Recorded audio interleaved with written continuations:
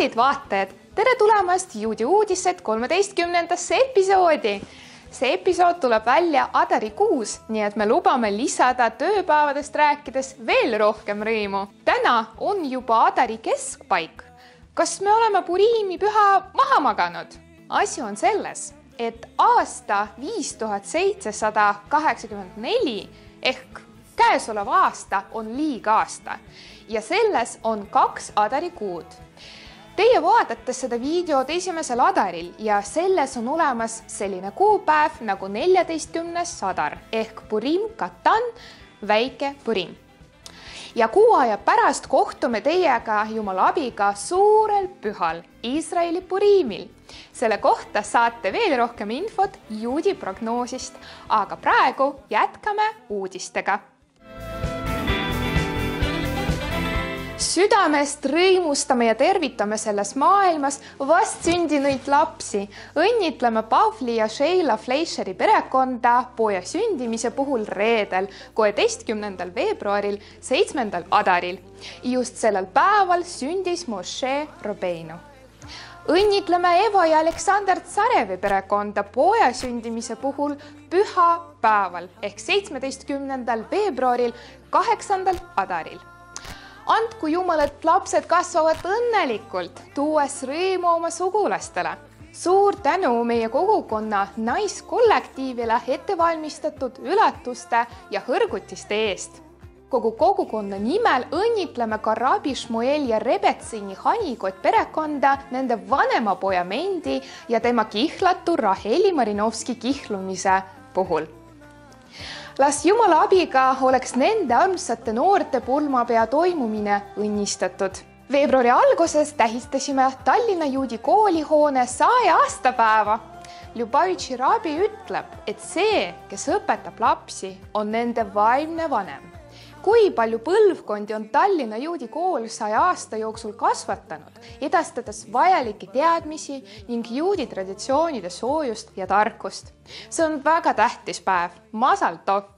Nii palju olulisi kuupäevi kattusid 14. adari õhtust 15. adarile.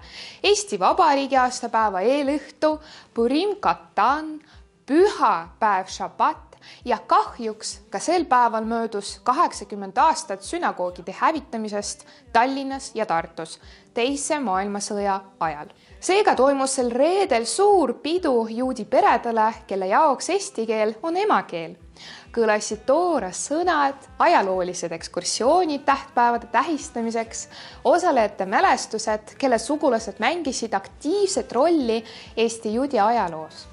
Samuti lugesid osalejad koospalved Eesti Vabariigi heaolu ja õitsengu eest. Elagu Eesti Vabariik! 31. jaanuarist kuni 5. veebruarini toimus New Yorgis rabisõnumi toete konverents, kus osales üle 4000 juudi naise, kes pühendasid oma elu juudi kogukondade arengule ja toetamisele kogu maailmast. Nagu igal aastal tahaksime märkida kõrget korraldustaset, toetavaid naiste gruppe, kõige asjakohasemaid loengute ja seminaride teemasid, palju tantsimist, aga ka rõõmupisaraid, rasked hetked ja toetust, palved, rabi, matmispaigas, vaimset keskendumist, ainulaadseid lugusid ning inspiratsiooni tulevaseks aastaks. Reisis osalesid Rebetsin Hanikot ja Hayashmorgun ning osalesid nad seal selleks, et võtta kogu see ressurssi ja anda see üle meie kogukonnale Eestis. Seega tahaks kõigepealt märkida, et selle aasta meie kogukonna sõprade küsimusele, kuidas läheb, kuidas reis meeldis, püüame vastata üksikasjalikumalt, sest selle reisi eesmärgiks oli just ühendada terve kogukond selle vaimse jõu ja õnnistuste allikaga. Veel ühe väärtusliku hetke oleme lindistanud, mida saate praegu kuulata.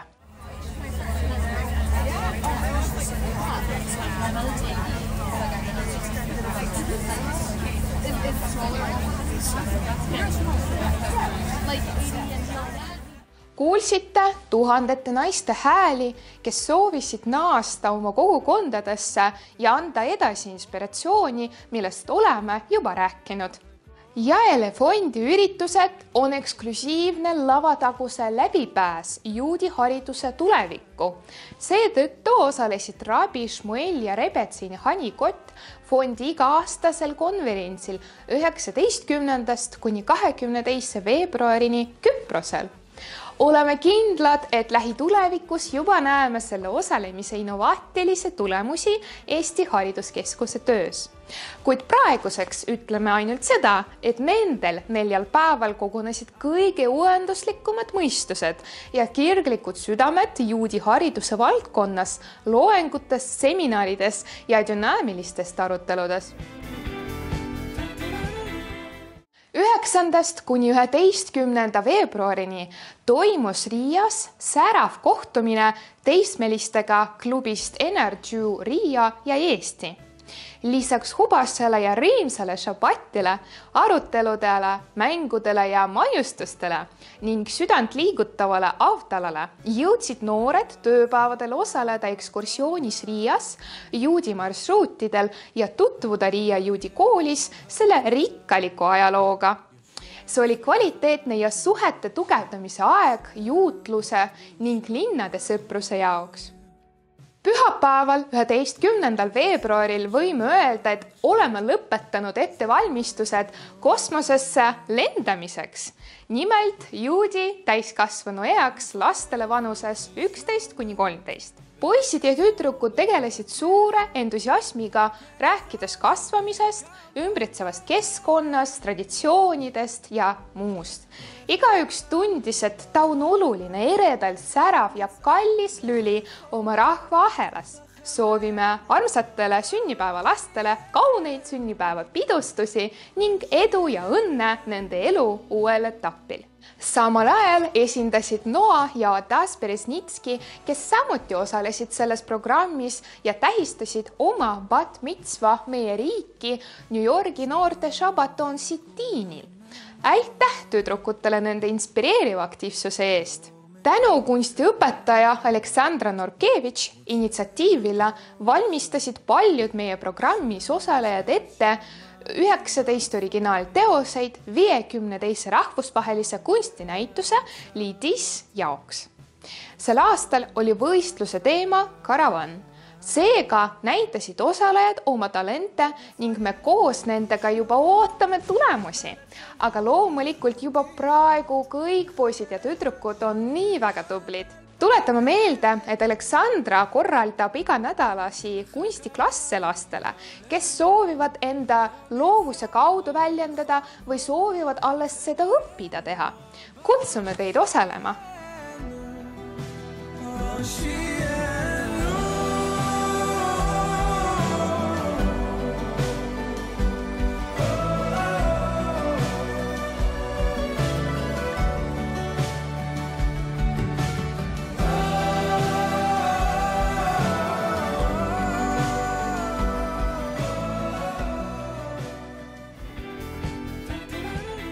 Kutsume teid Purimile Iisraelis. Küsite, mis? Meie lemmikpüha 4 käsku ning rõõm Eretz HaKodeshi stiilis. Koos toetame meie vendi ja õdesid pühal maal. Kostüümide kujundusteks tuleb fantaasiat kasutada. Küsite, kus? Nutu müüri juures Iisraeli turul, päikesepäistelisel rannikul ja teistes erilistest kohtades Iisraelis. Küsite, millal? 14. kuupäeval, 2. adaril või 24. märtsil koos traditsiooniliste maiustuste, loterii, muusika ja Purim špilliga, sest rõõm võidab ja ületab kõik piirid. Jumala abiga valmistame selle paasapüha jaoks ette erilised üllatused, aga juba praegu anname teada, et püha lähenedes avatakse registreerimine traditsioonilisele suurele esimesele sederile Tallinna sünagoogis, mis toimub 22. aprillil 4 keeles – eesti, inglise, veene ja heebrea keeltes. Samuti on kavas korraldada seder Tartu linnas koos Oshi ja Janki Kottiga. Meil on suur rõõm teatada, et on alanud ka registreerimine rahvusvahelisse juudi suvekooli Balaton 2024. 15. kuni 25. juulini kutsume Ungari rannikule lapsi vanuses 7 kuni 13 aastat osalema Sea Kids programmis ja ka teismelisi kogu maailmast vanuses 14 kuni 18 aastat osalema Sea Teen programmis. Oluline on siinjuures märkida, et Eesti lapsed ja noorukid reisivad ja viibivad kogu laagrivahetuse ajal koos täiskasvanud töötajate ja vene keelt kõnelevate juhendajatega. Varjuliste puude ja päikesepaisteliste kaide seas, maitsva košeer toitlustusega, sõbrade ja tuttavate seltsis, meelelahutusprogrammi, ekskursioonide, sporti, mängulise õppimisega, ühise šabati ja väljasõitudega veedavad lapsed suurepäraselt oma aega rahvusvahelisel juudi suvekoolil Balaton. Lisateabe saamiseks külastage järgmise veebisaidi. Lasteprogrammi registreerimist juhib Ludmilla Kask ja teistmeliste mõeldud programmi Rishi Pikarski. Aga mis saab Gan Izraelist Eestis, küsite teie? Aitäh küsimuse eest! Planeeritakse linnalaager ilma ööbimiseta augustis. Meil on hea meel teatada üksikasjadest väga varsti. Loodame, et te jäite rahul juudi uudised 13. episoodiga ja loomulikult ootame teie tagasisidet ja kommentaare, samuti fotosid toidukingitustest Mishloach Manot, mida kavatsete saata sõpradele Puriimi puhul. Juudi uudised tänaseks on lõppemas, kuid me teiega teame, et juudi optimism ei lõppe kunagi, eriti lemmikpühade eel, kui ees meid ootavad kohtumised, rõõm ja ühtsuse aeg.